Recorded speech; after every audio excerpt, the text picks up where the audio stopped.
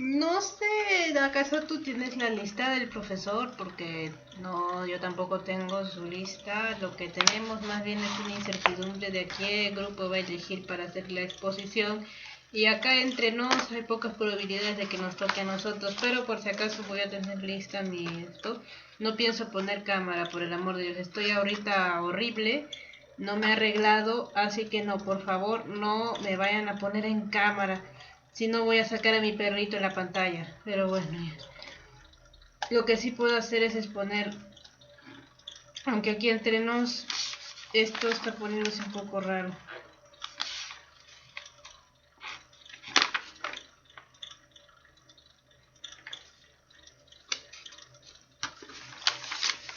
Estrategia de tratamiento, solamente hasta gestión operativa, ¿verdad?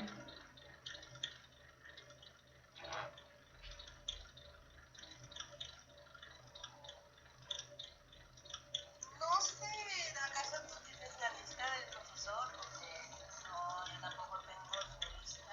Lo que tenemos más bien es una incertidumbre de qué grupo va a elegir para hacer la exposición. Y acá no hay pocas probabilidades de que nosotros... Sí, la hacemos entonces.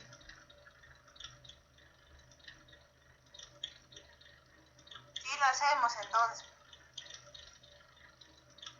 De lo que hayan entendido, chicos, que no parezca que hayan leído, porque lo que yo entiendo cuando le explico, bueno, estoy nerviosa, a veces lo hago bien, a veces no. Ahí a ver qué nos toca. Lo que hayan entendido, chicos, que no parece que hayan leído, porque lo que yo entiendo cuando le explico, cuando estoy nerviosa, a veces lo hago bien. Ya hice, sí, ya sé que es mejor exponerlo una vez, pero siéndote honesta, yo prefiero exponerlo una vez. Oye, sí, si exponemos una vez, aunque sea mal, ya lo tenemos que salir de nuevo. ¿Qué les parece? No está nada mal si lo pensamos desde... Pero no, es un poco raro que podamos exponer considerando que en nuestros PPTs que le enviamos al profesor ya existe audio.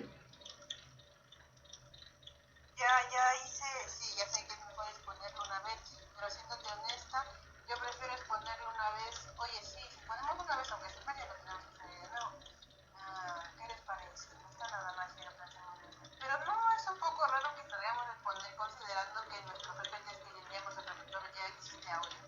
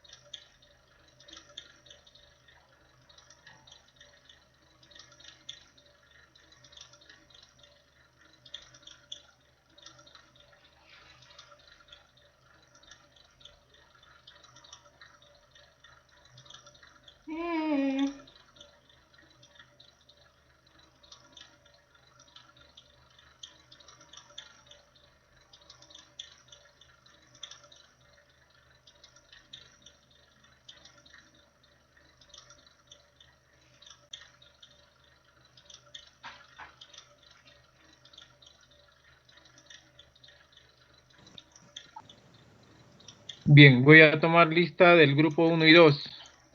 Abregu García.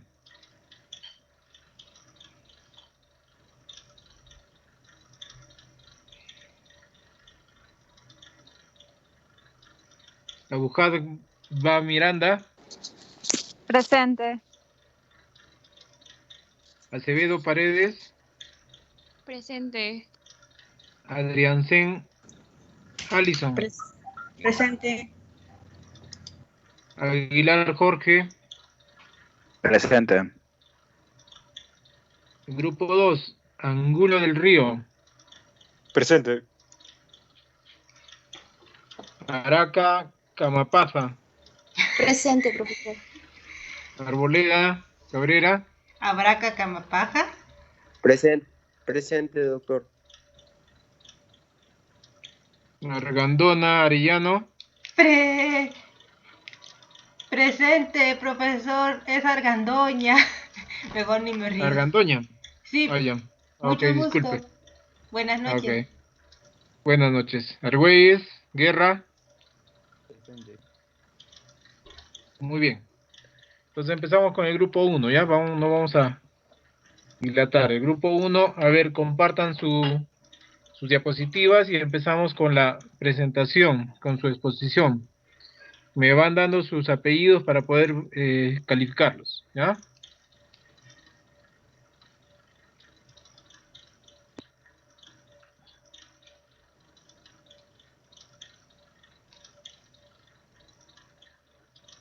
Grupo 1.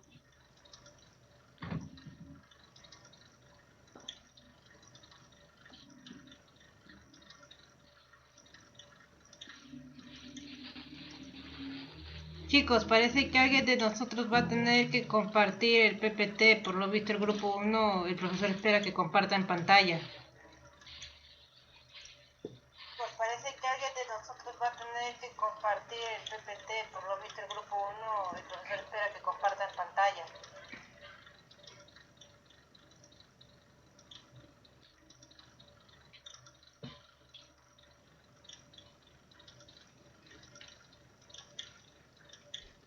Disculpe, profesor, usted espera que nosotros compartamos la pantalla, ¿verdad? Sí. Lo sabía. Gracias. Doctor, buenas noches. Disculpe, ¿podría darme la opción para compartir?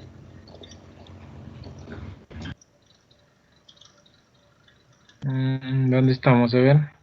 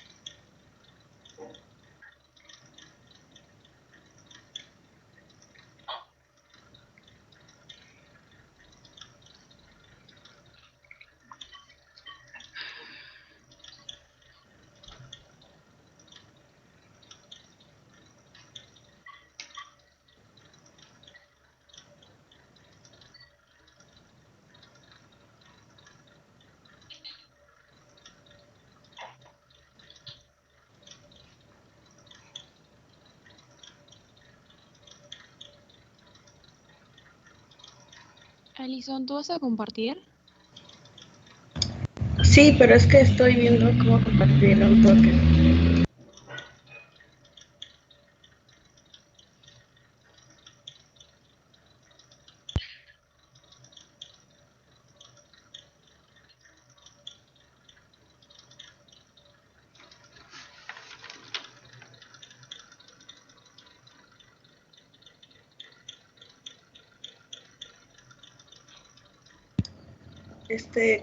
¿Qué se está compartiendo, no?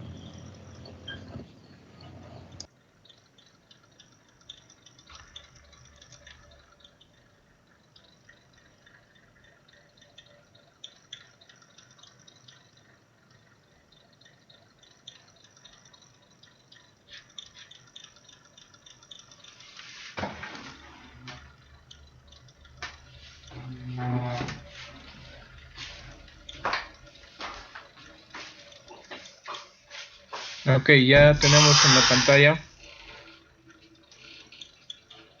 Margot, Yesenia, Leila, Alison y Leonard.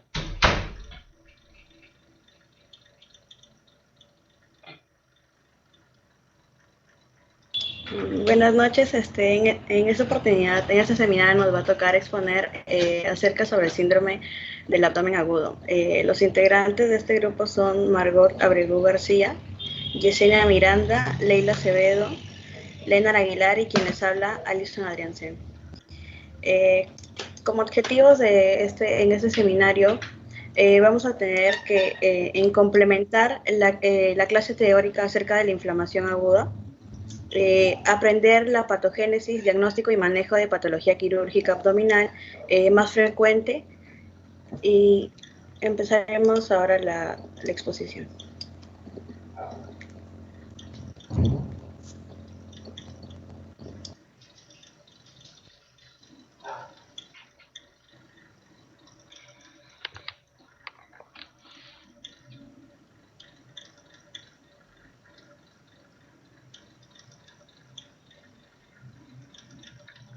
La apendicitis aguda. La apendicitis aguda es el procedimiento quirúrgico más frecuente en adolescentes y en adultos, que se reporta con un riesgo de vida del 7 al 8%. Sobre todo se presenta en personas más jóvenes, pero se puede presentar también a cualquier edad. La epidemiología requiere de que puede ocurrir ocurre entre los 90 a 100 personas de cada 1000. Y tiene un porcentaje de que la apendicitis se desarrolla en mayor porcentaje en la zona del Corea del Sur, en Estados Unidos y con menor frecuencia en África.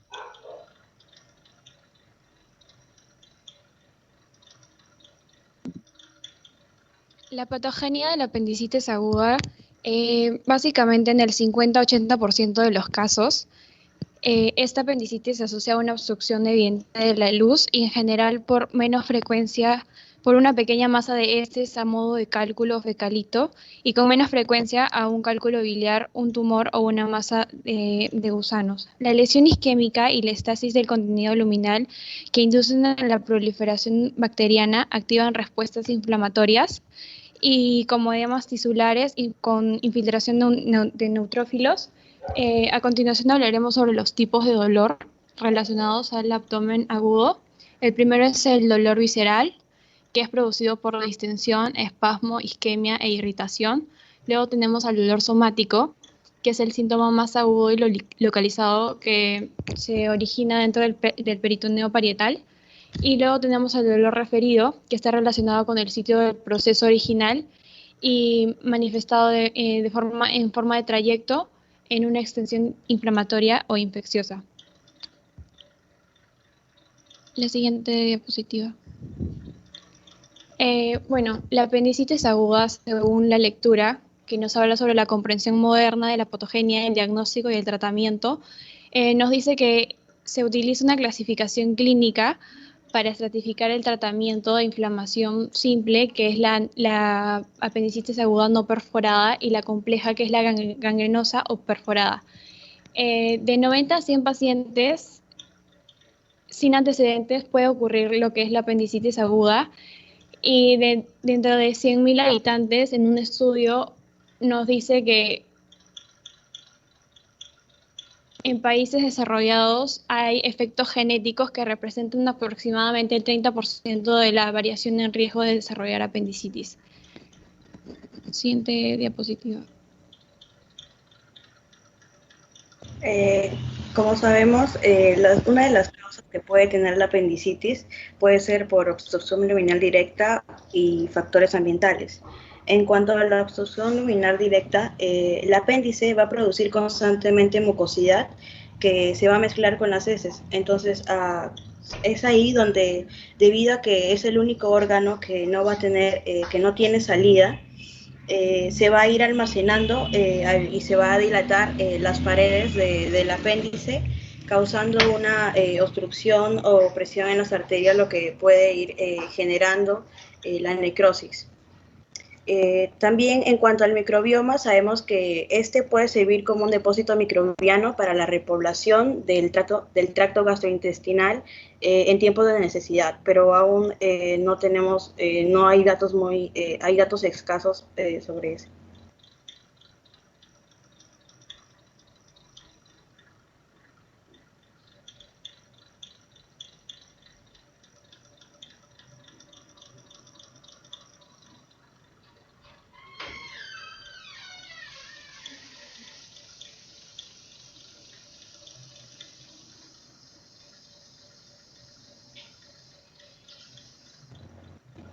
Como lo mencioné anteriormente, el apéndice podría servir como recordatorio microbiano para la repoblación del tracto gastrointestinal en momentos de necesidad.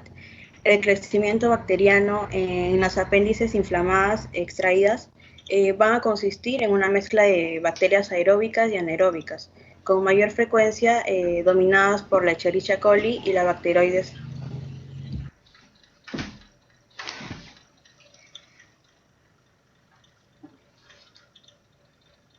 También cabe resaltar algunas características clínicas de la apendicitis aguda.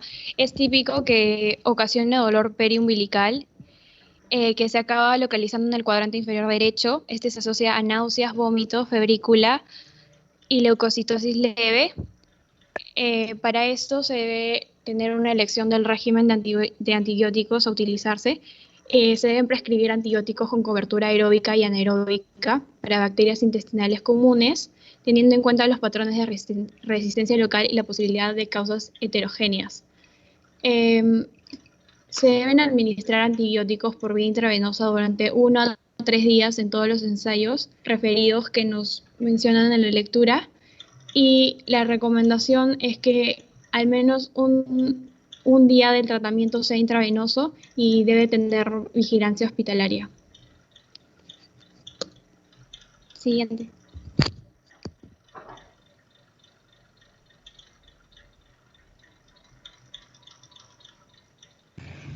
Como se mencionó anteriormente también, uno de los síntomas de la apendicitis suele ser acerca que se va a dar un dolor abdominal que se va a alojar en la región inferior derecha, que a este se le denomina el punto de McBurney. También van a estar presentes los escalofríos, vómitos, fiebres y algunas veces falta de apetito. Como clasificación vamos a tener, según la clasificación, según las apariencias macroscópicas, microscópicas. En cuanto a un apéndice normal, en sus apariencias macroscópicas no van a haber algún cambio visible y va a haber ausencia de anomalías. En los puntos agudos de inflamación no van a haber cambios visibles tampoco. En cuanto a las apariencias microscópicas, los neutrófilos son neutrófilos luminales que solamente no va a haber ninguna anormalidad en su mucosa. Pero en cuanto a la apendicitis, que no es perforada, en su apariencia macroscópica va a haber una congestión, va a haber un cambio de color, un aumento de diámetro, va a estar presente pus o exudado, y en las apariencias microscópicas se va a ver algunas veces ulceración o trombosis, pero puede estar presente o no un pus extraluminal. En cuanto a la apendicitis, pero ya compleja, puede estar presente una perforación, gangrena, abscesos. En cuanto a la gangrena, el apéndice va a ser de un color medio púrpura a verde, o a veces va a tener cambios color negro. En cuanto a sus apariencias microscópicas, la inflamación va a ser transmural con presencia de necrosis. Y si es un tipo de apendicitis compleja perforada, en cuanto a su apariencia macroscópica, la perforación va a ser notable. Pero en la microscópica no siempre la perforación se va a ver, se va a notar. Y si hubiera abscesos, ya sea pélvico o abdominal, en las apariencias macroscópicas va a haber una masa que se va a notar, ya sea el absceso o durante el examen, ¿no? Y en las apariencias microscópicas la inflamación va a estar presente con pus y también puede notarse también la perforación.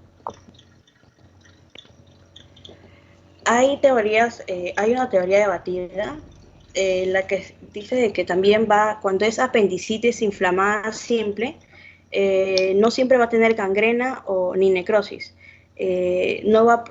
Tampoco va a estar presente la perforación algunas veces. Esta forma se va a denominar apendicitis reversible, que puede presentarse como una inflamación flemonosa o avanzada que puede requerir algunas veces cirugía. Y en cuanto al diagnóstico, se van a utilizar los biomarcadores, pero se van a utilizar para como complementar la historia clínica o el examen clínico del paciente en casos de niños o mujeres en edad fértil o ancianos, cuando el diagnóstico puede ser difícil de detectar. Ningún marcador inflamatorio por sí solo, como el récord blanco, la proteína C o algunas otras pruebas novedosas incluidas, puede identificar la apendicitis con alta especificidad o sensibilidad.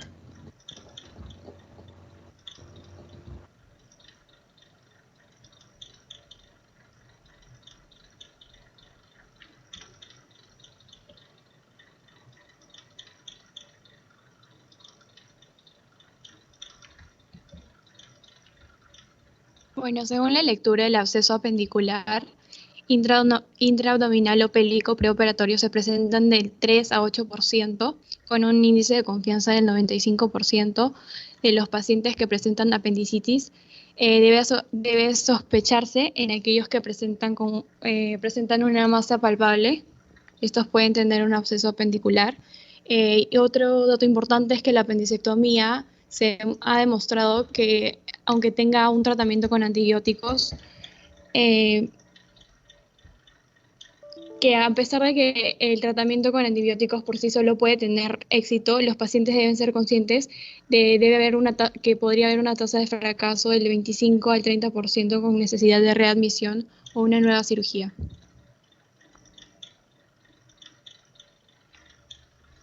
Siguiente. A mí me toca hablar sobre las reglas de decisión clínica o puntuación de riesgo. Tenemos que tener en cuenta que un solo signo clínico de apendicitis no tiene valor. Mientras tanto, si se usan más de dos, o sea, se combinan, su capacidad de predicción es mucho más fuerte. En consecuencia, se ha decidido crear unas escalas, la que es de Alvarado y la escala de la infección. ¿Podrías, por favor, abrir la imagen para poder mostrar la tabla?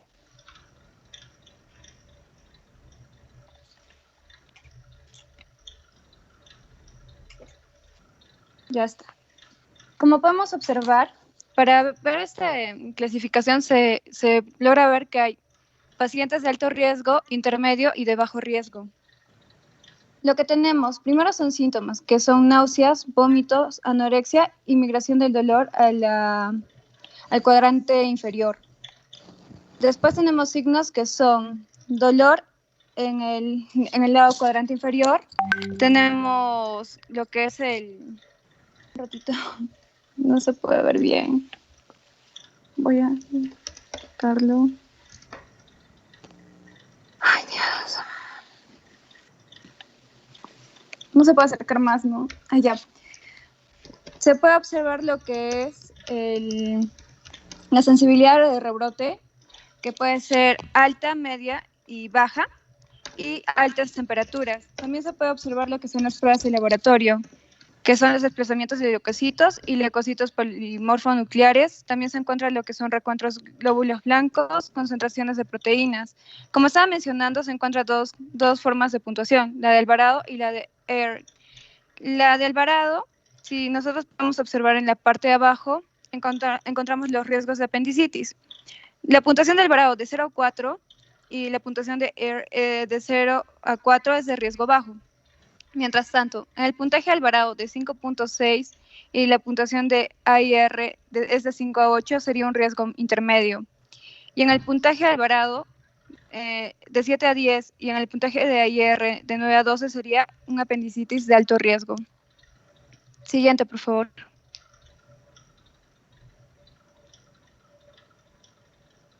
Ya. Ahora, diagnóstico por imagen.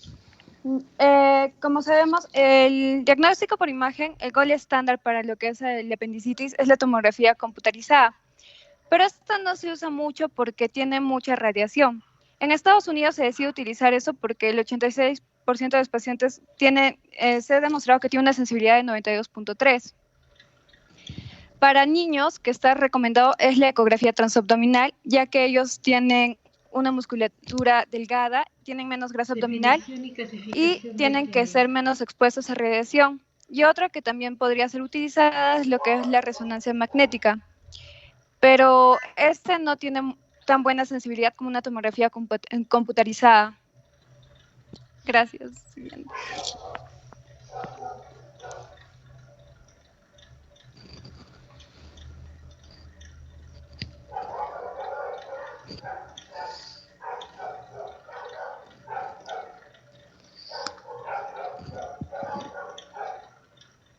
Como conclusiones tenemos de que en el diagnóstico y cuidado, lo más importante que se tiene que tener en cuenta es la recopilación de datos del paciente.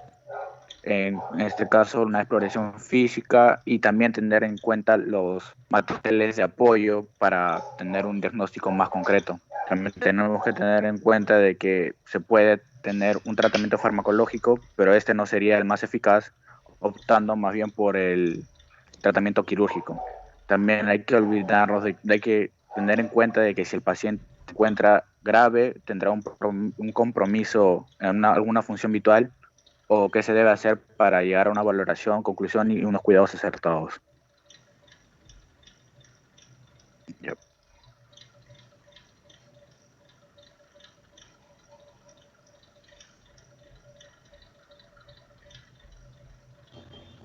Como otras conclusiones tenemos que el dolor visceral se origina en las vísceras abdominales, que están inervadas por las fibras nerviosas autónomas y responden principalmente a sensaciones de distensión y contracción muscular, no a cortes, a roturas ni irritación local.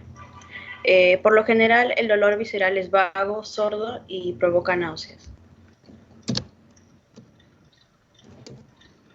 Gracias.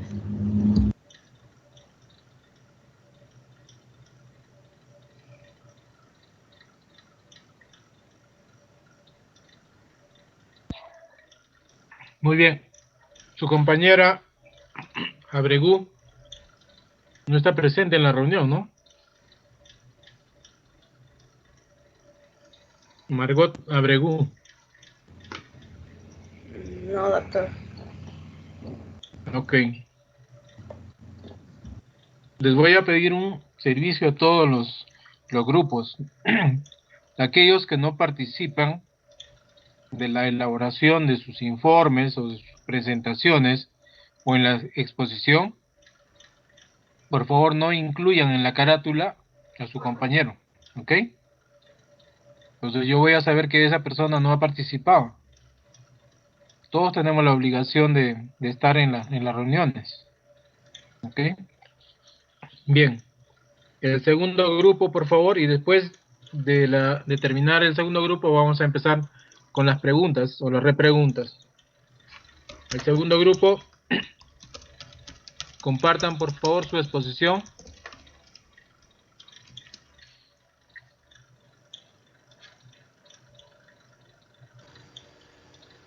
Doctor, ¿se está compartiendo? Sí, ya está la pantalla. Ponla en modo presentación.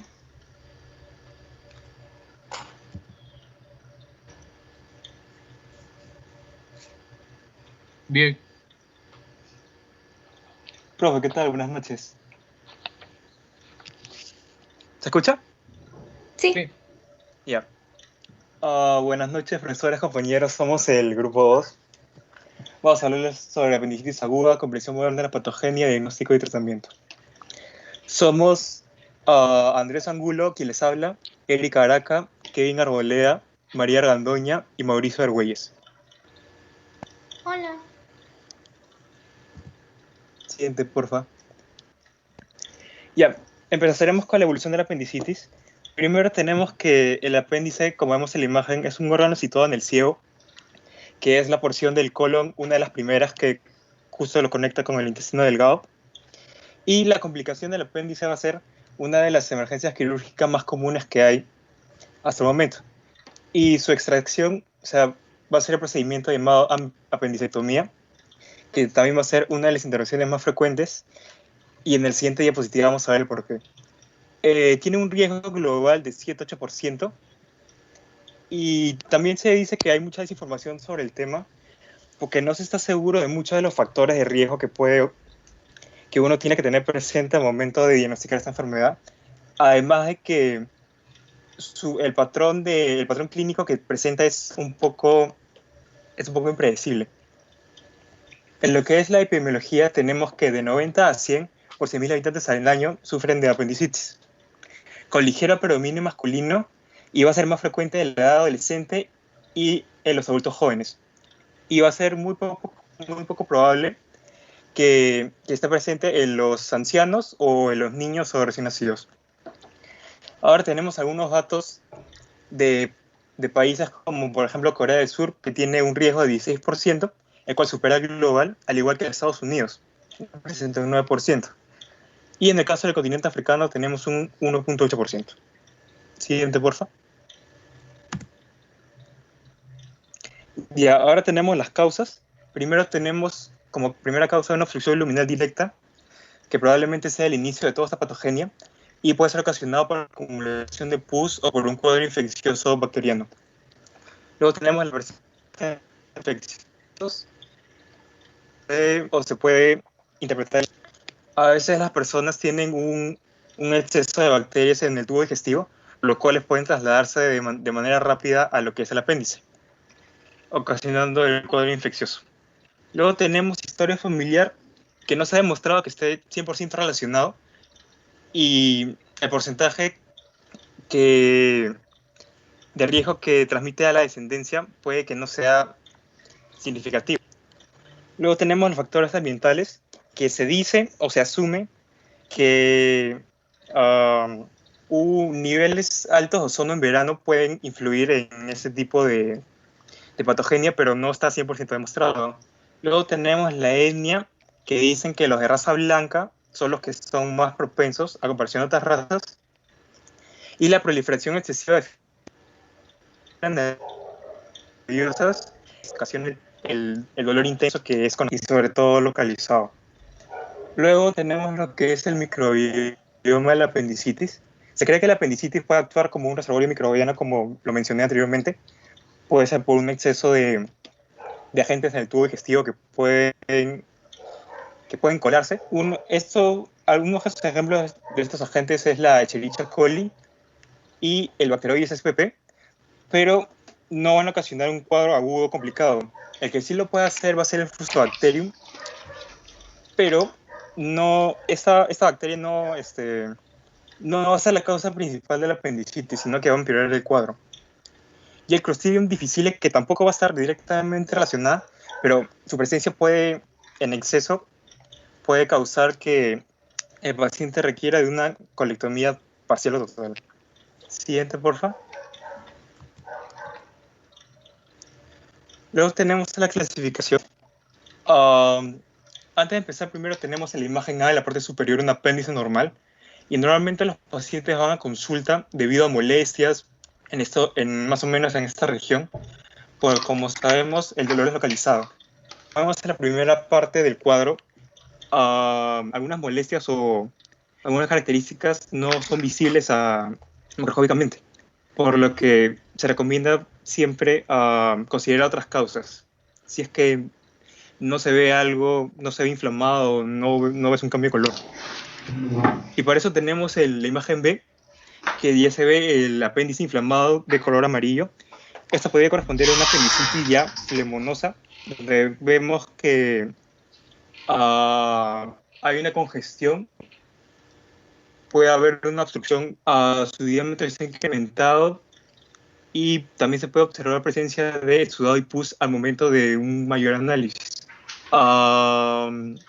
Y también hay que si vemos el apéndice de esta forma, siempre hay que tener apendicitis, puede complicarse. Luego tenemos otros 3 tipos de apendicitis, que va a ser la gangrenosa, la perforada y puede presentarse abscesos. La gangrenosa va a caracterizarse por otros cambios de color. Por ejemplo, puede ser el color púrpura, el color verde o negro incluso. Luego tenemos que hay una inflamación más severa con necrosis, pero que todavía no está perforada. Sin embargo, un corte histológico mostraría unas microperforaciones que podría complicarse después. Y eso nos lleva al siguiente tipo, que es el perforado. Y como podemos ver en la imagen C de la parte inferior, vemos un apéndice totalmente destruido, la perforación es evidente y se puede incrementar el riesgo de complicaciones postoperatorias en el caso que lo requiera. Y por último, cuando aparece un absceso, también va a ser una situación complicada en la que no queda otra que una intervención quirúrgica.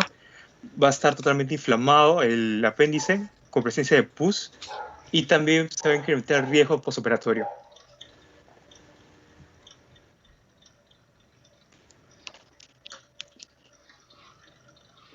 Estrategias de diagnóstico moderno.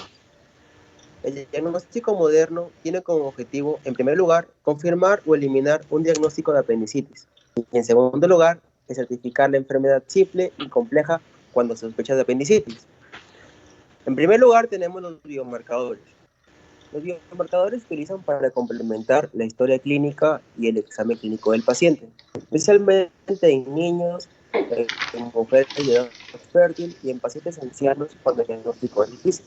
Ningún marcador inflamatorio por sí solo, como el recuento de glóbulos blancos, la proteína C reactiva u otras pruebas novedosas, incluida la procalcitonina, puede identificar la apendicitis con alta especificidad y sensibilidad.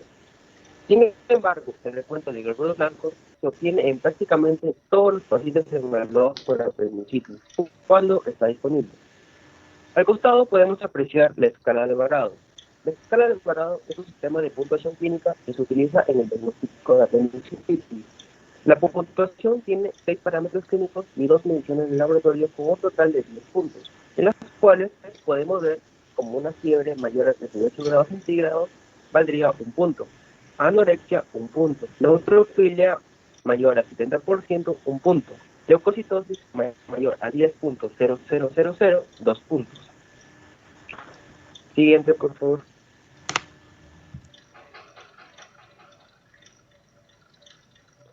Ecografía transabdominal. La confianza inicial en la ecografía se ha vuelto más cautelosa recientemente debido a una sensibilidad moderada de un 86% y especificidad de un 81%. Sin embargo, su capacidad de diagnóstico es muy limitada. Debido a la necesidad de un operador especializado, a menudo no está disponible fuera de un horario y en los fines de semana, lo que limita aún más su utilidad. Tomografía biocomputarizada.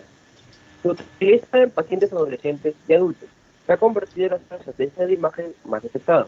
Por ejemplo, en Estados Unidos se utiliza en el 83% de los pacientes con una sensibilidad del 92.3%. Este enfoque ha dado lugar a una tasa de apendicectomía normal del 6%. Cabe decir que la aceptación fuera de América del Norte es menor debido a las preocupaciones sobre el riesgo de exposición a la radiación en niños y adultos jóvenes. La variación en los sistemas de remuneración de los hospitales, la falta de disponibilidad fuera de horario normal y la falta de escáneres en los hospitales de bajos recursos.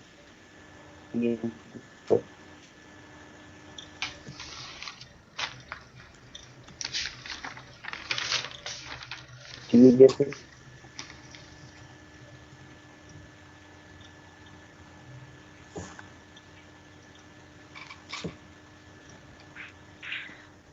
Siguiente, por favor.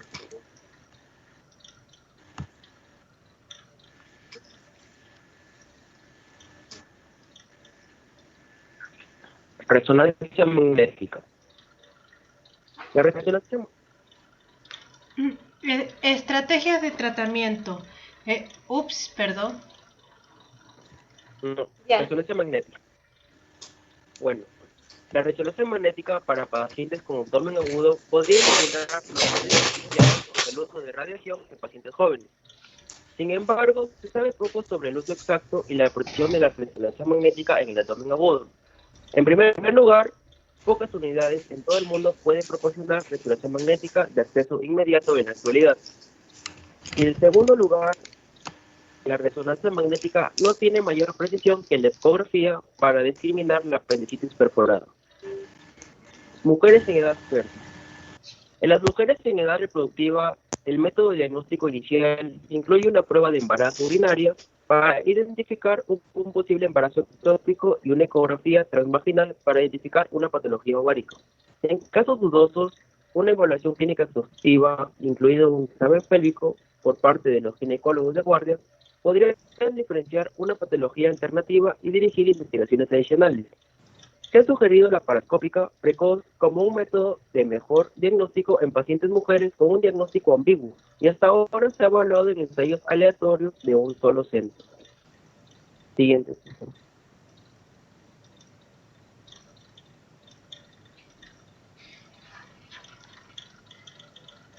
Estrategia de tratamiento. Se ha mostrado que en unos ensayos controlados aleatorios, al tratar con antibióticos al paciente,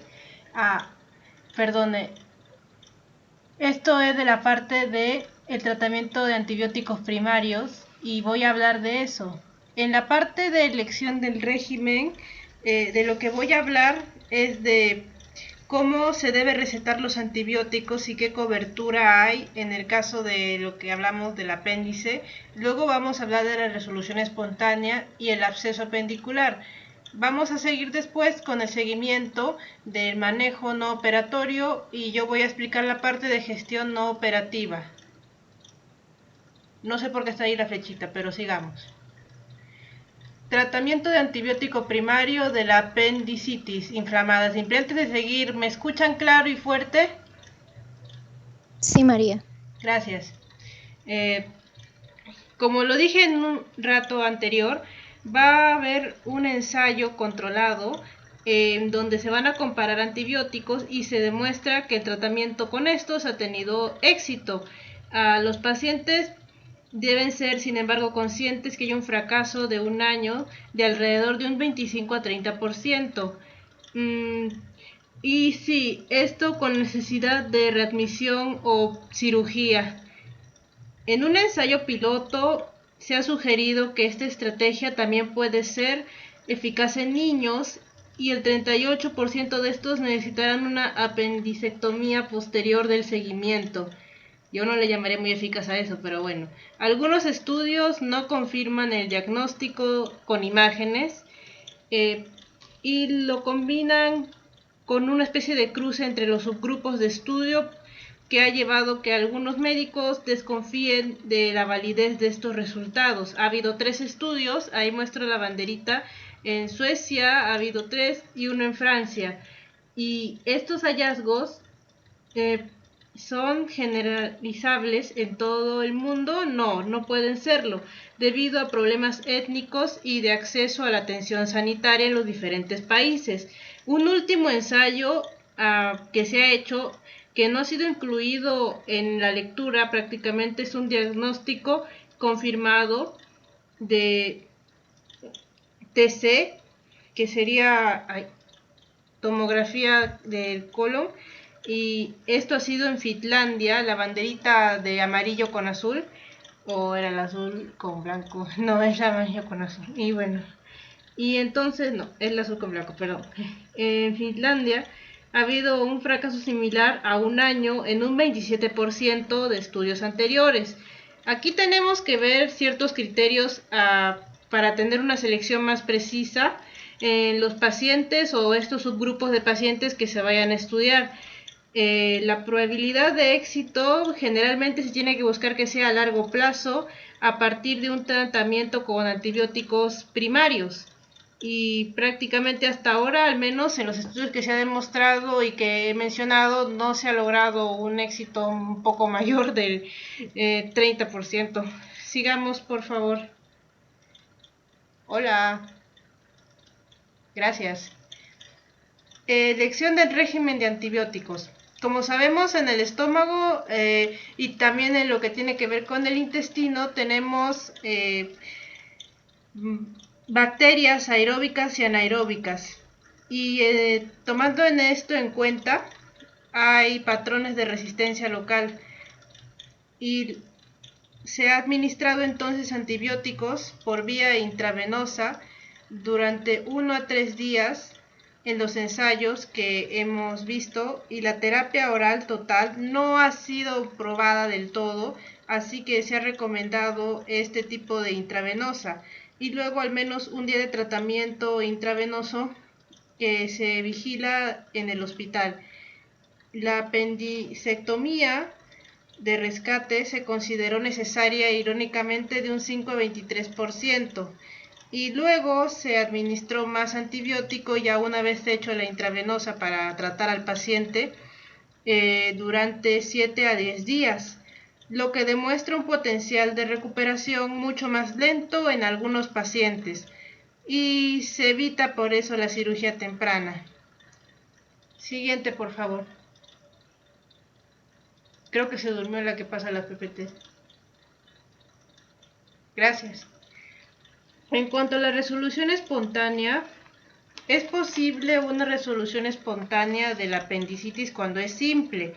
En cuanto al tratamiento antibiótico, en este caso no se sabe si la tasa de recuperación que se notificó de un 77 a 95% después de suministrarlos, aunque fueron antibióticos primarios, sea un verdadero efecto de tratamiento, o solamente fue el curso natural porque la apendicitis era simple y bueno, vino un rato y luego se fue, o sea, pasó y sin complicación alguna, pero hay criterios de selección seguros para observación, o sea, la verdad de eso sí no hay.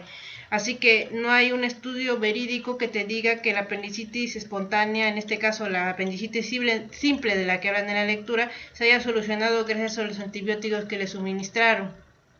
Siguiendo, por favor. En cuanto a los abscesos apendiculares, el absceso preoperatorio intraabdominal o pélvico se presenta en un 3.8% de los pacientes que tienen esta enfermedad, y se debe sospechar siempre de quienes tienen una masa palpable porque podría ser esta apendicitis. Hay un retraso prehospitalario que antes se pensaba que era un factor de riesgo para que ocurra luego la perforación y haya luego abscesos. Sin embargo, hay una desconexión entre esto, ya que hubo casos de pacientes que se atendieron a tiempo y sin embargo igual les pasó lo del absceso y sí, lo de la perforación. En cuanto a los estudios que se han hecho sobre esto, se recomienda un tratamiento que consiste en antibióticos y drenaje percutáneo de absceso si es necesario, solo si es necesario. Hay cirugía inmediata también y se asocia con un aumento de la mortalidad y un riesgo de resección ileocecal innecesaria a veces. La tasa de recurrencia suele ser de 7.4%. Siguiente, por favor. Ahora les hablaré del seguimiento después del manejo no operatorio. Aquí podemos ver al doctor que prácticamente está examinando al paciente por vía del colon. Después de un absceso que fue tratado, tenemos 1.2% de pacientes que van a estar con malignidad. Y se va a hacer un seguimiento, sea con colonoscopía o con TC. O sea, las imágenes del colon, hay una gran diferencia. Uno es colonoscopía, donde está el médico literalmente poniéndole la sonda al señor, un colonoscopio, perdón. Y el otro prácticamente son las imágenes tomográficas del colon, que también sirve para hacer este tipo de seguimiento. Después de este absceso apendicular, se va a hacer un tratamiento preventivo y se recomienda en pacientes de 40 años o de más edad, y también aquellos generalmente que tengan signos o se sospeche que tengan signos o síntomas que indiquen una malignidad del colon. La tasa que tenemos de esta malignidad en los apéndices después de que se han tratado con los antibióticos, generalmente suelen ser casos exitosos inicialmente, pero a veces también luego terminan apendicitis simple. Hay una evidencia a largo plazo, más de un año, que resulta en el seguimiento de estas personas que tuvieron esta enfermedad. Solo un estudio reporta la tasa de recurrencia de un 14% después de 2 años. Y si eso incluye absceso en pacientes de 40 años a más y otros síntomas que se deben considerar sospechosos. Hay que hacer una investigación adicional para identificar también si es que tiene una neoplasia maligna, y esto podría incluir una apendicectomía. Gracias.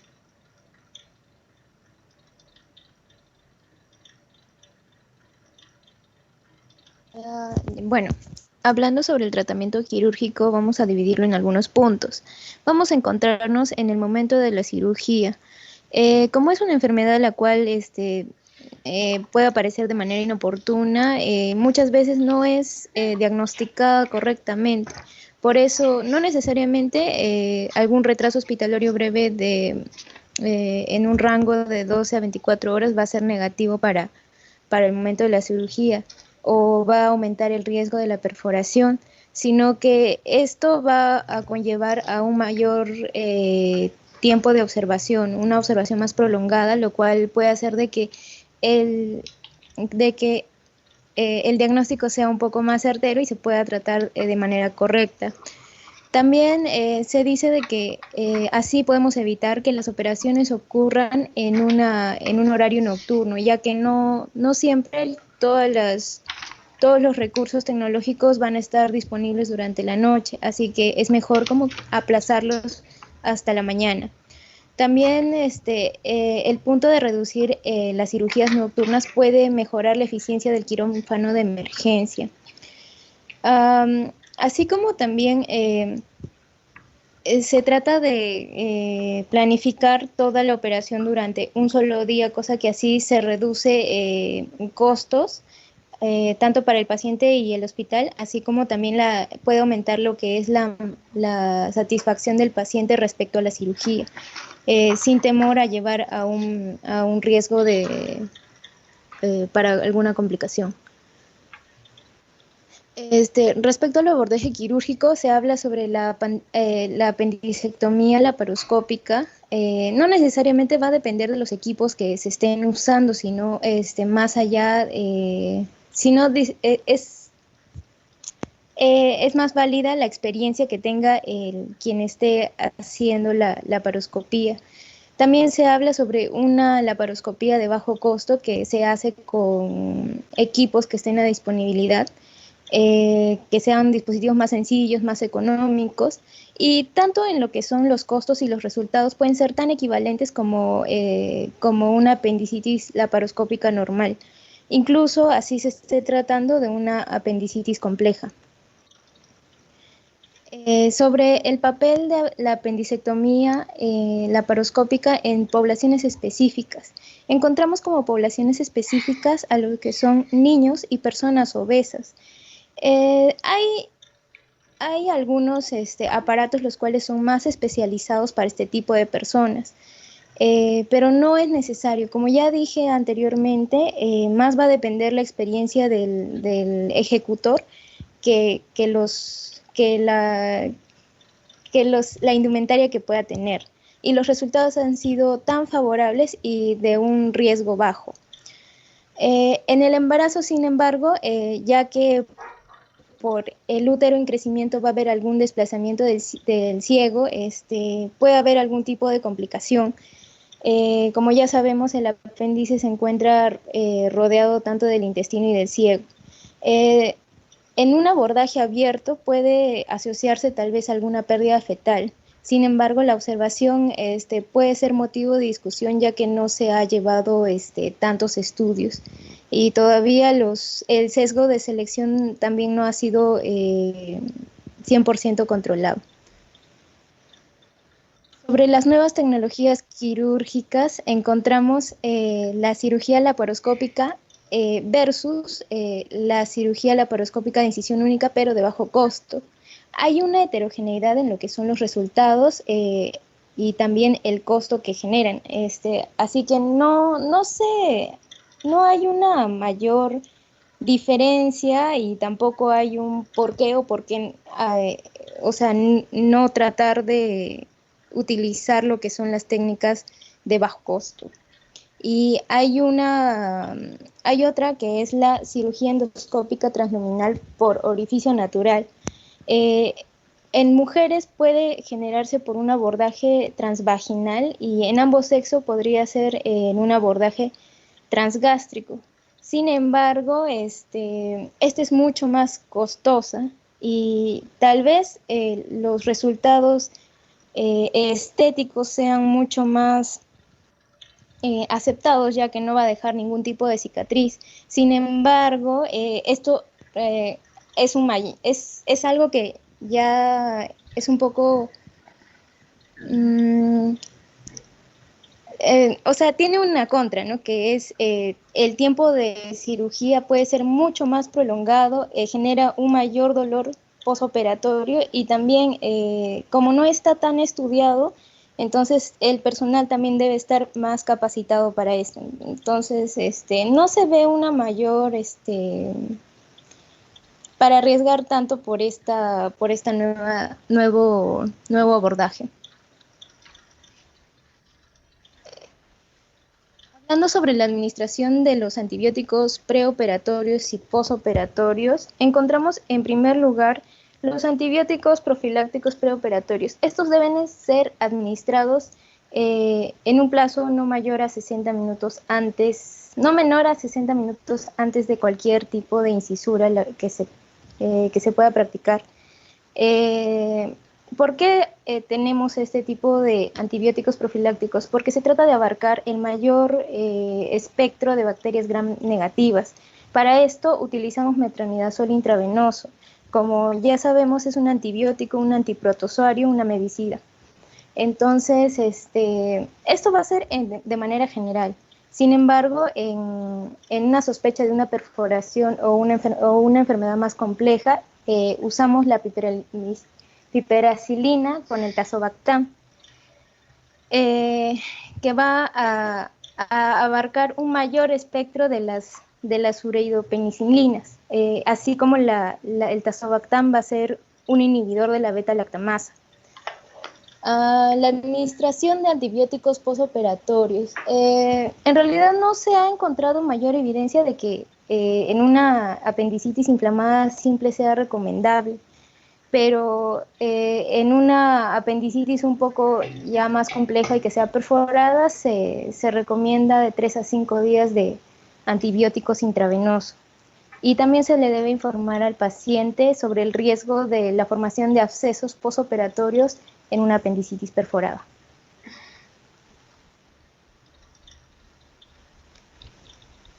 Para finalizar la exposición vamos a ver los resultados y conclusiones.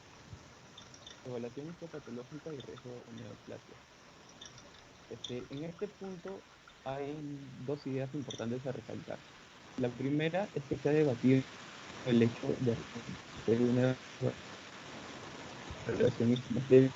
Distinguir de esto es una forma de reducir costos, sin embargo, se recomienda hacerla, ya que así se puede identificar la malignidad en el 1% de los pacientes, siendo las más frecuentes el tumor neuroendocrino del apéndice, adenocarcinoma o cistoadenoma mucinoso.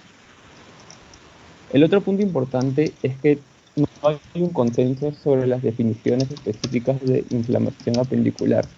Esto se traduce en que algunos pacientes con apéndice aparentemente normal a la histopatología podrían someterse a una investigación adicional para encontrar la fuente de dolor, cuando en realidad tenían una inflamación sutil, solo que esta no fue diagnosticada. Mortalidad. De todos los eventos adversos, este es el más grave. La mortalidad en los sistemas de salud desarrollados es baja. Esta oscila entre el 0.9% y 0.24%. Y en los países de bajos y medios ingresos es ligeramente más alta, oscilando entre el 1 y 4%. Tasa de perforación. Tenemos que en áreas rurales, en países desarrollados y en vía de desarrollo hay mayor duración de síntomas y tasas más altas de perforación. Esto en realidad carece de relevancia debido a que la perforación en realidad puede deberse a un cuadro clínico diferente. Tasa normal de apendicectomía. En países con acceso rápido a la tomografía computarizada y a la laparoscopía diagnóstica, la tasa de apendicectomía normal ha disminuido. Con respecto a la morbilidad a corto plazo, los eventos adversos postoperatorios varían, ya que estos están mediados por factores como la gravedad, la complicación específica, el método de detección y también la ubicación geográfica, siendo las principales complicaciones generales, infección de heridas y el absceso pélvico. La morbilidad a corto plazo. Los datos a nivel de la población entre cirugía laparoscópica y abierta en realidad son de poca relevancia clínica. Y como conclusión general, a pesar de todos los avances e investigaciones, la cosa sigue siendo poco conocida. Por lo tanto, la obtención de un diagnóstico preoperatorio seguro es muy complicado aún. Tenemos los biomarcadores e imágenes que pueden ser de mucha ayuda, pero estos tienen limitaciones. Así que a la hora de la evaluación clínica, una buena anamnesis y el examen físico son el pilar del diagnóstico de la apendicectomía. Gracias.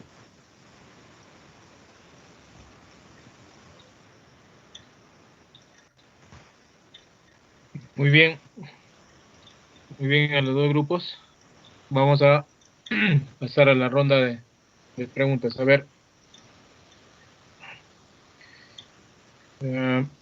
Benítez Guamán, ¿alguna pregunta para sus compañeros del primero o segundo grupo?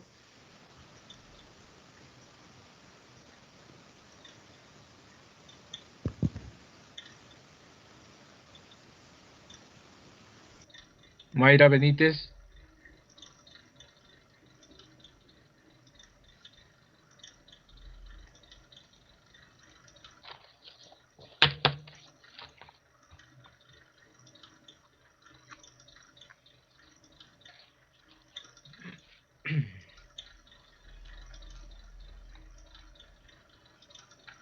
Jonathan Bernabé. Jonathan Bernabé.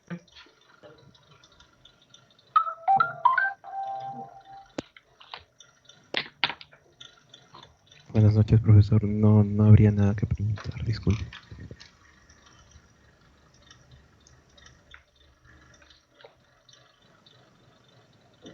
Calderón Leca. ¿Qué tal, profesor? Buenas noches. Sí, yo tenía una consulta. Bueno, mencionaron al inicio de que el Fusobacterium agravaba la lesión en el apéndice.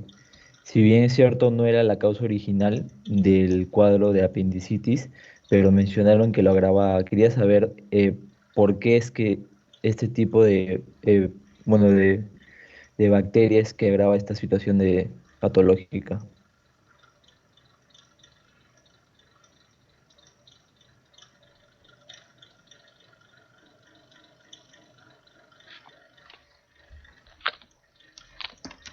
A ver los expositores.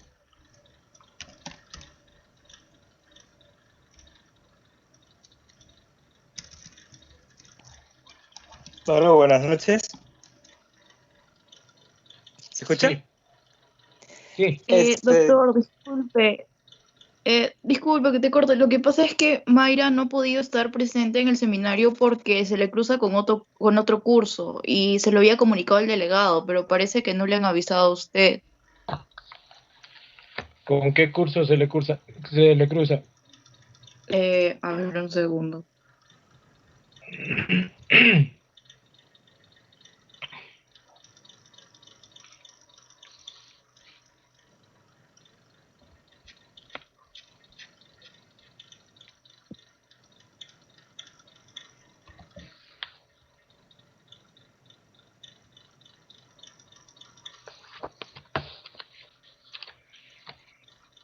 Profesor. Sí, a ver, vamos. Doctor, disculpe, soy Mayra Benítez. me comentaron que usted me había llamado. ¿Me escucha? Quería comentarle mi caso. Pasa de que yo estoy en un grupo que es de pato seminario, que es de 5 a 6 y media, y a mí no se me cruza, y yo tengo entendido que este horario es para los chicos que se le cruza ese seminario de 5 a 6 y media. Es por eso que yo he estado en el seminario de 5 a 6 y media. O sea, me aparece en el Meet, me aparecen 2 reuniones en mi calendario. Me aparece el de 5 a 6 y media y el de 8 a 9 y media. ¿Con quién has estado en el seminario? He estado lo voy a verificar. He estado en el seminario de las 5 a 6 y media con la doctora Jocelyn. No, a ver. Sí, Jocelyn Rebeca Sánchez y Fuentes. Ya, voy a consultar con la doctora Jocelyn, ¿ya? Sí, por favor, porque acá me figura 2 horarios de grupo de Ok. seminario. Ya no te preocupes. Gracias. A ver. Yo tengo una consulta, bueno, también tengo preguntas por si al grupo, pero antes quisiera hacerle la mención de que a mí sí se me cruza el curso y me han puesto en este horario, pero a todo mi grupo no. Entonces mi consulta era si tuviera que exponer, ¿yo tendría que exponer solo o cómo sería? ¿Cuál es tu apellido? Benítez Ruiz. Benítez Ruiz José. Sí, exacto. O sea, yo soy el único en mi grupo en que se le cruza. Justamente creí que ahorita iba a exponer, pero veo que ni siquiera alcanza tiempo. Pero sé que en algún momento me puede tocar, entonces por eso la cuestión. El acuerdo con los coordinadores, bueno, en primer lugar, ustedes, me parece que era el grupo que estaban a cargo del doctor Castro, ¿no? Y entonces, como el doctor ha renunciado, se han redistribuido. Entonces, acá tengo yo una relación que es Becerra, Anaya, Becerra Vera, Benítez, que me dice que ya entró al seminario con la doctora Jocelyn, Benítez José y Benito Rojas, que es el grupo 3. Ajá, justamente también Mayra, que acaba de venir, es justamente de mi grupo. Lo que pasa es que, como digo, ellos no se les cruza y por ejemplo, ¿no? En este caso se han metido en el primer grupo. ¿Ya tú con quién estás entonces en este grupo o en este horario? Yo prácticamente estaría solo, como digo. ¿Becerra Anaya no está? Es que a nadie se les cruza. Solamente se me cruza a mí. Bueno, ya eso vamos a conversarlo entonces con la doctora Jocelyn, ¿ya? Ya. O sea, yo sí estaría, todas las clases vendría. Ya, ok. Ya vamos a ver eso. Benítez Ruiz, ¿no? Sí, Benítez Ruiz José. ¿Puedo contestar la pregunta del joven que preguntó hace poco? A ver, vamos. ¿Tu apellido? Argandoña. Ya, a ver, vamos, Lo que Marisabel. pasa es que la bacteria que él menciona tiene unas uniones adhesivas llamadas FADA que se van a adherir al epitelio, en este caso del apéndice, y van a liberar ecaderinas y betacateninas. Entonces estas en el epitelio, o sea, en las células del apéndice, van a provocar una inflamación y por lo tanto una infección. Ya, muy bien. Profe. Suena feo, Sí. la verdad. A nadie le gustaría que le pase algo así. ¿Puedo Claro. agregar algo, profe? A También ver. soy del grupo. A ver, del Río. Angulo, ¿no? Angulo. Ajá. Sí, a ver, vamos. Ya. También lo que pasa es que la lectura no es muy explícita en explicar el mecanismo de cómo esa bacteria agrava el cuadro, pero al momento del diagnóstico, por ejemplo, primero mencionan los de la E. coli y la otra, que, o sea, en un diagnóstico tú las reconoces y, por ejemplo, en una apendicectomía agarras un pedazo, lo ves en el microscopio y reconoces las bacterias, pero por ejemplo, el Fusobacterium no se ha encontrado. Esta se ha encontrado en casos graves o en casos complejos. Además de que no es propia del tracto gastrointestinal, sino también se encuentra en menor proporción en otras partes como las vías respiratorias altas. Entonces, en primer lugar, no sería No, no causaría no sería la causa principal, porque no se puede encontrar directamente en etapas anteriores. No sé si me deja entender, o si respondí tu pregunta. Sí. Sí, gracias. Ya sé. A ver, Cárdenas, Sáenz, Sebastián. Sí, doctor, presente. A ver, ¿alguna pregunta para el grupo 1 o 2? Tenía una duda acerca de, si bien es cierto, en un apéndice normal no hay cambios visibles macroscópicamente, quisiera saber cuándo, o sea, las fases de inflamación de las diferentes capas pasan a una apendicitis no perforativa supurativa, ¿no? O sea, ¿cuáles son los procesos por los cuales se da este cambio fisiopatológico, ¿no?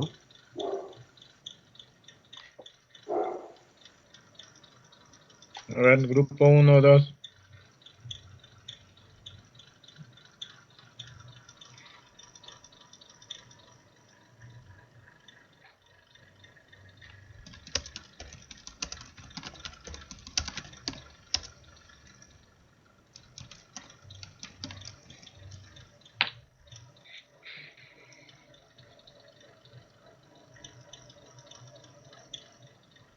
Sí, a ver, ¿quién está para que responda? No hay problema.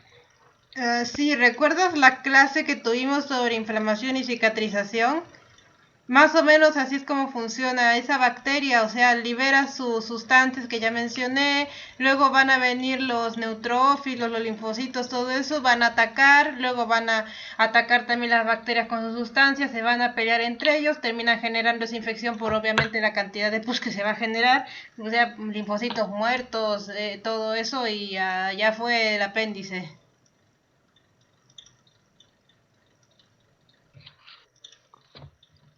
Hola. Sí, Uy, creo que se le fue el Carrasco. internet al chico. Parece, ya, Carrasco. Sí, doctor. Hay dos Carrascos. ¿Cuál Carrasco? ¿Dónde estamos? A ver, Carrasco, Charlotte. ¿Alguna pregunta? Sí, soy yo.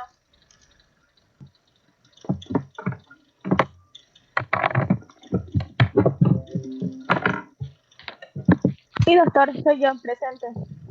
A ver, Charlotte, dinos qué has entendido de esta lectura de apendicitis. ¿Qué considera lo más importante? Bueno, primero yo considero más importante diagnosticar si el apendicitis, digamos, que tienes puede ser una apendicitis, no sé, perforada o no perforada, porque es muy diferente su tratamiento para cada una. Y también, o sea, saber los signos y síntomas que tiene el paciente para identificarlo. Como, digamos, si la apendicitis no sería perforada, sería con fluidos endovenosos y administración de antibióticos y también una cirugía, pero si sería perforada, no necesitaríamos cirugía ni tratamiento antibiótico.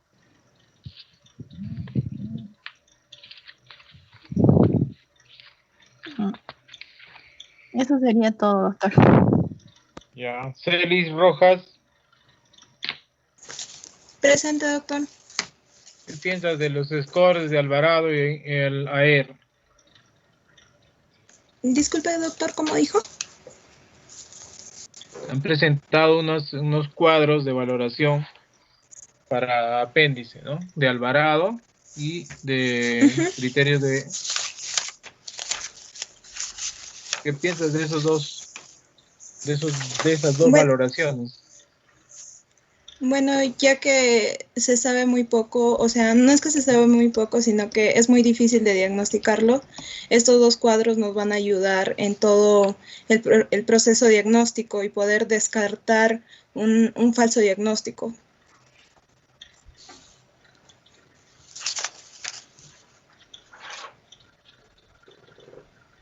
Solo eso, doctor. Ya. Chale.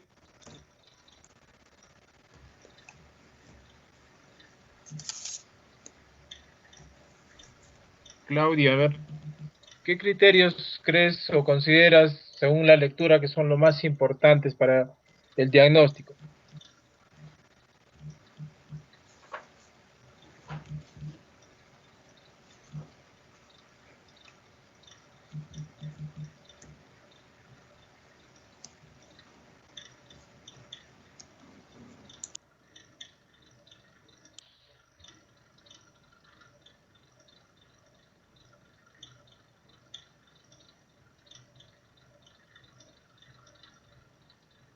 No te escucho, Charlie.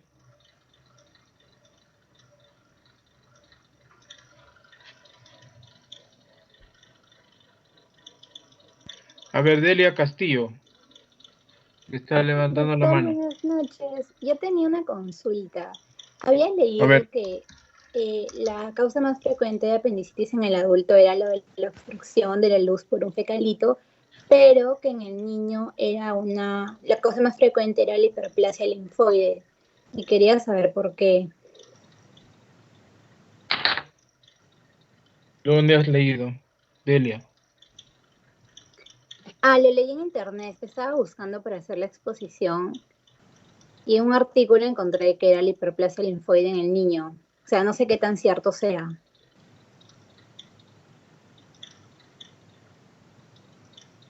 ¿Algún comentario del grupo?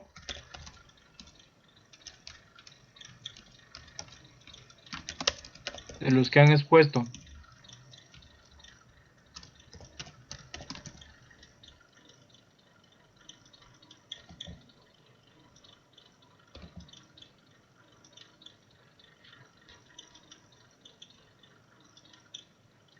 Pero, profe, Sí. Respondiendo a la pregunta, tengo entendido que, o sea, en niños esa enfermedad se da también por infecciones bacterianas. O sea, también estaría relacionado con la apendicitis en caso que tuviera una sobrepoblación de bacterias en el tracto digestivo. ¿Verdad? O... Claro, pero la apendicitis es menos frecuente en los niños, ¿no? En los bebés, en los Claro, niños, en pero, el extremo de la edad. claro, pero también podría estar asociado a eso a pesar de que la incidencia sea menor. Claro. Como una respuesta a los procesos inflamatorios o infecciosos, ¿no? Ujú.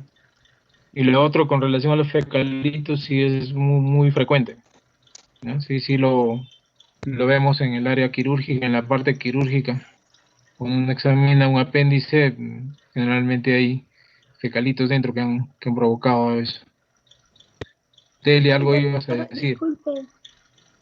Sí, la delegada me pide que le comente que ella avisó que todos los del grupo de la persona que se le cruzaba debían haber entrado a este horario. Que eso fue lo que dijo el doctor Taxa, y que ella también lo comunicó. Sí, ¿quién? ¿Celi? La delegada es Joana Prado. Ya. Bueno, en realidad sí habíamos quedado pues con eso, ¿no?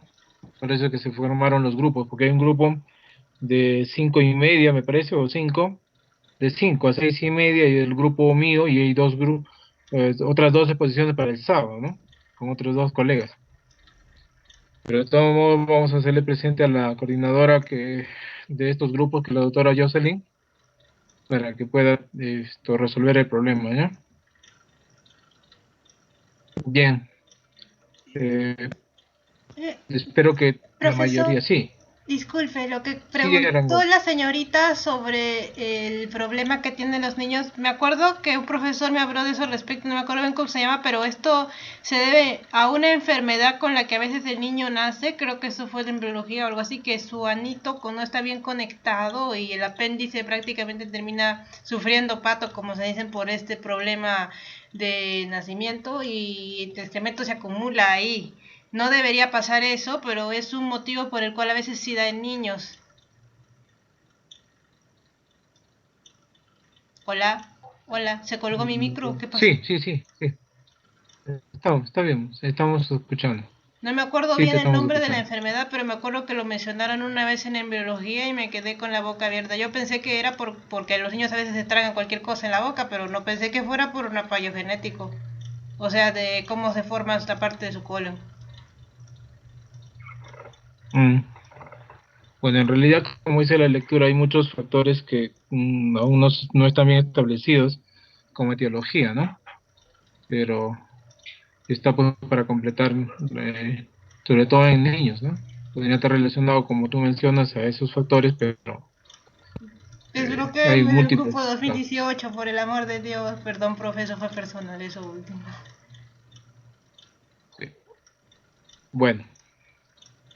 Bueno, espero que hayan ya presentado, no sé hasta qué fecha tienen la presentación de sus trabajos. Yo voy a revisarlos y bueno, con relación a, antes de cortarlos ya, no sé si hay alguien más que esté involucrado en un cruce de horarios o que Claudia, sepan que alguien más esté. Claudia ¿Claudia qué? Patricia Chale dice que quiere Ah, hablar con usted. bueno, sí, ahorita estaba escribiendo, parece que tiene problemas con el micro. Le hemos preguntado y bueno, no le hemos escuchado, pero refiere que ella está normal y acá no le estamos escuchando. Oh, oh. ¿Ya? Entonces hay que tratar. Sí, parece que tiene problemas con el micro, Claudia Chale. Seguro telefónica. Bueno, hay que tratar. No, no importa, no. Bueno, esta es algún criterio de valoración para algunos que estoy preguntando. La nota sale básicamente de la presentación del trabajo y espero que ya lo hayan hecho todos, ¿no? Bien, chicos, la próxima semana vamos a estar en coordinación, ¿no? El problema es que se ha invitado a otra colega de patóloga para que pueda hacerse cargo de todo el grupo y está en el trámite de los documentos con la universidad. Mientras dure eso, nosotros nos estamos haciendo cargo de los grupos, ¿no? De ustedes. ¿Ya? Entonces, mientras no pase nada, seguiremos en el horario de los jueves a partir de las 8 o 9:30. Traten más bien de comunicarse con la doctora Jocelyn, aquellos que se les esté cruzando el turno o por alguna razón, por algún otro curso, ya para tener en consideración. Y uno de sus colegas que me dice que es el único del grupo, hay que revisar también, Benítez Ruiz, hay que tratar de coordinar para ver si es que se le incluye en otro grupo, ¿no? Para que no esté solo. No, creo que ya, ya voy a conversar con mis compañeros justamente para que puedan presentarse. Ya a este horario y no al anterior. Ya, ok. Bien, chicos, nos quedamos aquí, ¿ya? Ya nos ganó la hora. Bueno, espero que esta lectura les haya complementado tanto la parte teórica y también la parte de la práctica que correspondía al proceso inflamatorio agudo, ¿no? Entonces, como van a ver en el desarrollo de su preparación como estudiante en el internado y posteriormente quien se dedique a la parte de cirugía, es muy frecuente el diagnóstico de apéndice, entre comillas, y muchas veces pues se sacan apéndices que no tienen nada de inflamación, ¿no? Entonces para eso hay que hacer un buen diagnóstico. Y como alguien lo dijo, el diagnóstico pues es la entrevista, la historia clínica, un buen examen físico y otros exámenes que puedan apoyar al diagnóstico que tenemos, porque finalmente el que sacamos el apéndice y quien da el diagnóstico real es el patólogo, ¿no? Y muchas veces pues hay apéndices totalmente sanos, ¿ya? Entonces, aprovechen esta etapa de formación de ustedes, lean bastante, no se contenten con las lecturas. Por ahí alguien dijo, doctor, entré a internet, qué bueno, ¿no? Entonces traten de hurgar un poco más para que puedan ganando. Pero nunca olviden, la parte clínica es muy importante, ¿ya? El resto puede complementar. Entonces hay situaciones muy agudas y también hay que tener mucho cuidado si es varón o mujer. En los varones, de repente el diagnóstico es el apéndice, ¿no? En mujeres hay que hacer diagnósticos diferenciales, ¿ya? Entonces lean, ya nos estamos viendo Dios mediante la próxima semana a las 8, ¿ok? Con el siguiente seminario que ya nos van a designar. Suerte, chicos, buen fin de semana y estudien. Cerramos y nos quedamos acá, ¿ya? Hasta luego. No, doctor, muchas gracias. Gracias. Profesor, tenía una consulta. Sí. Nosotros bueno, yo soy del grupo 11, no sé si se podría quedar al final tal vez un par de minutos porque teníamos un problema como grupo. No sé si se lo podría comenzar. O sea, nosotros los integrantes del grupo y hablando con usted, si se puede quedar un par de minutos. A ver, ¿quiénes son del grupo 11? Porque yo tengo... Yo soy yo, Araceli Calderón, Pía Camacho, Juliano y Natalia Cárdenas Perea. A ver, Calderón, ¿dónde estamos? Calderón Leca. Sí, Calderón Leca, Araceli Calderón. ¿Dónde está Araceli Calderón? ¿Quién más? María Pía Camacho. ¿Ya? Juliano Calderón y Natalia Cárdenas Perea. Natalia Cárdenas, ya. Sí. A ver, coméntame tu situación, problema, para poder Sí, tratar de resolver. básicamente el problema fue que al momento de subir la exposición al aula virtual, nosotros al momento de chequear, parece que al momento de descargar el PPT no se puede abrir. Entonces, lo que pasó es que los archivos tienen una extensión de PPT y eso. Entonces, cuando descarga el archivo no lo va a poder abrir. Y la solución es que no sé si usted al momento cuando revise nuestro trabajo ponga la extensión de PPT, pero es solo colocar las palabras. No sé si... O sea, solo sería por esta vez porque fue un error de grupo. preñada, vomitó hace poco. Ya voy a tratar. Algunas les pasa. Revisen bien sus presentaciones Sí, es cuando lo suban incómodo, pero Sí, suele como pasar. por favor, mencionó, mandaos, ¿ya? Doctor, Porque, pues, doctor, no o vamos a si tener no, problemas. se lo podemos enviar a su correo en formato del PPT. No sé si lo va a poder abrir. Claro, si es un formato convencional de PPT no hay problema, ¿ya? Entonces, de repente lo puedan corregir y me lo envían a mi correo, pues, ¿no? Ya, Para perfecto. solucionar Ok, esa situación por esta perfecto, profesor. semana. La Sí, siguiente solo semana es ya traten de ser primera y bastante última vez, cuidadosos, profesor. ¿ya? Ok, muchas Ok, gracias. Muy ya, amable. muy bien. Ok, nos quedamos ahí, chicos. Hasta luego. Muchas gracias. Hasta luego, pues. Buenas noches. Gracias.